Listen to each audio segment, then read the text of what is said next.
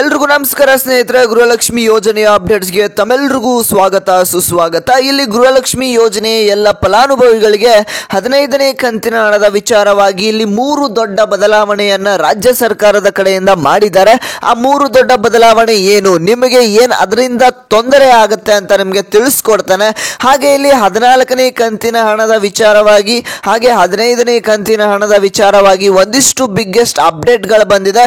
ಹಾಗೆ ಪೆಂಡಿಂಗ್ ಹಣ ಅಂದ್ರೆ ಹಿಂದೆ ನಿಮಗೆ ಯಾವ ಕಂತಿನ ಹಣ ಬಂದಿಲ್ಲ ಅದ್ರ ಬಗ್ಗೆನೂ ಕೂಡ ಒಂದಿಷ್ಟು ಬಿಗ್ಗೆಸ್ಟ್ ಅಪ್ಡೇಟ್ಗಳು ಬಂದಿರುವಂತದ್ದು. ಅದ್ರ ಬಗ್ಗೆ ನಿಮಗೆ ಈ ಒಂದು ವಿಡಿಯೋದಲ್ಲಿ ಸಂಪೂರ್ಣ ಮಾಹಿತಿಯನ್ನು ತಿಳಿಸ್ಕೊಡ್ತೇನೆ.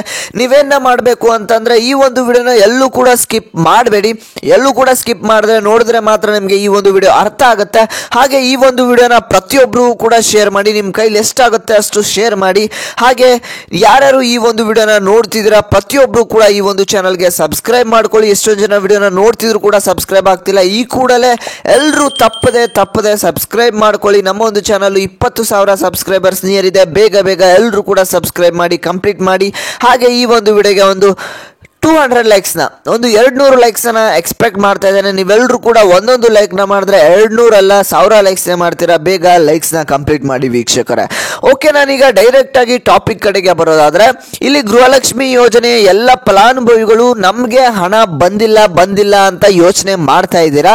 ಇಲ್ಲಿ ನಿಮಗೆ ಯಾವ ಕಂತಿನ ಹಣ ಬಂದಿಲ್ಲ ನೋಡಿ. ನಿಮಗೆ 12ನೇ ಕಂತಿನ ಹಣ ಬಂದಿಲ್ವಾ, ಅಥವಾ 13ನೇ ಕಂತಿನ ಹಣ ಬಂದಿಲ್ವಾ, ಅಥವಾ 14ನೇ ಕಂತಿನ ಹಣ ಬಂದಿಲ್ವಾ, ನಿಮಗೆ ಯಾವುದೇ ರೀತಿಯಾದ ಒಂದು ಪ್ರಾಬ್ಲಮ್ ಆಗಿ ಅಂದ್ರೆ ನಿಮ್ಗೆ ಏನಾದರೂ ರೇಷನ್ ಕಾರ್ಡ್ ಅಲ್ಲಿ ಯಾವುದೇ ರೀತಿಯಾದಂತ ಒಂದು ಪ್ರಾಬ್ಲಮ್ ಆಗಿ ನಿಮ್ಗೆ ಹಣ ಬಂದಿಲ್ಲ ಅಂತ ಅಂದ್ರೆ ಇವತ್ತು ಆ ಒಂದು ಪ್ರಾಬ್ಲಮ್ ಎಲ್ಲ ಸಾಲ್ವ್ ಆಗಿ ನಿಮ್ಗೆ 12ನೇ ಕಂತಿನ ಹಣ 13ನೇ ಕಂತಿನ ಹಣ ಏನಾದರೂ ಪೆಂಡಿಂಗ್ ಇತ್ತು ಅಂತ ಅಂದ್ರೆ ಆ ಒಂದು ಪೆಂಡಿಂಗ್ ಹಣಗಳು ಇವತ್ತು ನಿಮ್ಮ ಒಂದು ಖಾತೆಗೆ ಬಂದು ಜಮಾ ಆಗ್ತಾ ಇದೆ ವೀಕ್ಷಕರೇ.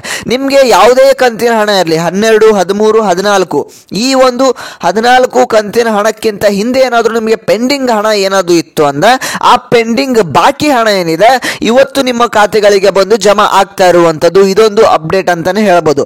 ಅದಾದ ಮೇಲೆ ಇಲ್ಲಿ 14ನೇ ಕಂತಿನ ಹಣದ ವಿಚಾರಕ್ಕೆ ಬರೋದಾದ್ರೆ ಯಾವ ಒಂದು ಗೃಹಲಕ್ಷ್ಮಿ ಫಲಾನುಭವಿಗಳಿಗೆ 14ನೇ ಕಂತಿನ ಹಣ ಬಂದಿಲ್ಲ ನೋಡಿ, ಅಂತ ಒಂದು ಫಲಾನುಭವಿಗಳಿಗೆ ಇಲ್ಲಿ 14ನೇ ಕಂತಿನ ಹಣ ಕೂಡ ಬಂದು ಜಮಾ ಆಗ್ತಾ ಇದೆ ವೀಕ್ಷಕರೇ. ಇವತ್ತು ನಿಮ್ಮ ಖಾತೆಗಳಿಗೆ 14ನೇ ಕಂತಿನ ಹಣ ಕೂಡ 100% ಬಂದು ಜಮಾ ಆಗುವಂಥದ್ದು. ಯಾಕಂದ್ರೆ ಈಗಾಗಲೇ ಎಲ್ಲ 90% ಗೃಹಲಕ್ಷ್ಮಿ ಫಲಾನುಭವಿಗಳಿಗೆ ಹಣ ಬಂದು ತಲುಪಿದೆ ಅಂತಾನೆ ಹೇಳ್ಬೋದು.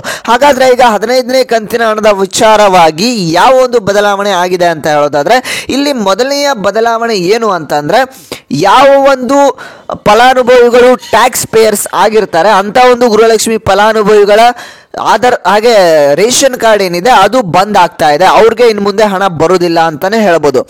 ಹಾಗೆ ಟ್ಯಾಕ್ಸ್ ಪೇಯರ್ಸ್ ಆದಮೇಲೆ ಇಲ್ಲಿ ಗೃಹಲಕ್ಷ್ಮಿ ಯೋಜನೆಯ ಫಲಾನುಭವಿಗಳು ಯಾರ್ಯಾರು ಇರ್ತಾರೆ ಅವರು ಸರ್ಕಾರಿ ನೌಕರರಿದ್ರೆ, ಯಾರ ಒಂದು ಗೃಹಲಕ್ಷ್ಮಿ ಫಲಾನುಭವಿಗಳು ಶ್ರೀಮಂತರಾಗಿರ್ತಾರೆ ಅಂತ ಒಂದು ಫೇಕ್ ರೇಷನ್ ಕಾರ್ಡ್ ಅನ್ನ ಯಾರು ಮಾಡಿಸ್ಕೊಂಡಿರ್ತಾರೆ ನೋಡಿ, ಅವರ ಒಂದು ರೇಷನ್ ಕಾರ್ಡ್ ಕೂಡ ಇಲ್ಲಿ ರದ್ದಾಗ್ತಾ ಇರುವಂತದ್ದು, ಕ್ಯಾನ್ಸಲೇಷನ್ ಆಗ್ತಾ ಇರುವಂತದ್ದು. ಅವ್ರಿಗೆ ಇನ್ನು ಮುಂದೆ ಗೃಹಲಕ್ಷ್ಮಿ ಯೋಜನೆಯ ಹಣ ಬರೋದಿಲ್ಲ.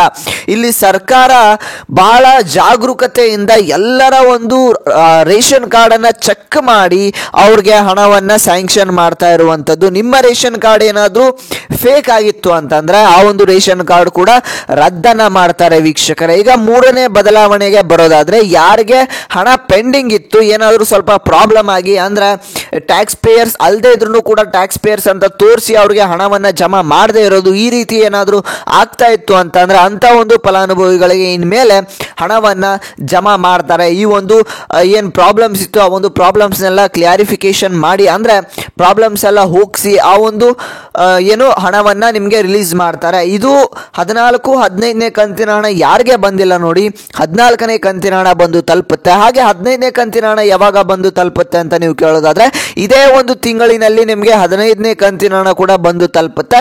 ಅದು ಕೂಡ ಈಗಾಗಲೇ ಸರ್ಕಾರದ ಕಡೆಯಿಂದ ರಿಲೀಸ್ ಆಗಿರುವಂತದ್ದು. ಅತಿ ಶೀಘ್ರದಲ್ಲೇ ನಿಮಗೆ 15ನೇ ಕಂತಿನ ಹಣ ಕೂಡ ಬಂದು ತಲುಪುತ್ತೆ ವೀಕ್ಷಕರೇ. ಇದಿಷ್ಟು ಎಲ್ಲ ಬಡವರಿಗೂ ಕೂಡ ಹೆಲ್ಪ್ಫುಲ್ ಆಗುತ್ತೆ. ಇದಿಷ್ಟು ಇವತ್ತಿನ ಒಂದು ಮಾಹಿತಿ. ಯಾರು ನಮ್ಮ ಒಂದು ಚಾನಲ್ಗೆ ಸಬ್ಸ್ಕ್ರೈಬ್ ಮಾಡ್ಕೊಂಡಿಲ್ಲ ಇದೇ ರೀತಿ ಅಂತ ಎಲ್ಲ ಅಪ್ಡೇಟ್ಸ್ಗಾಗಿ ಇವಾಗಲೇ ಸಬ್ಸ್ಕ್ರೈಬ್ ಮಾಡ್ಕೊಳ್ಳಿ. ಹಾಗೆ ಈ ಒಂದು ವಿಡಿಯೋಗೆ ತಪ್ಪದೆ ಲೈಕ್ನ ಮಾಡಿ. ನಾನು ಮತ್ತೆ ಮುಂದಿನ ಒಂದು ವಿಡಿಯೋದಲ್ಲಿ ಸಿಗ್ತೇನೆ.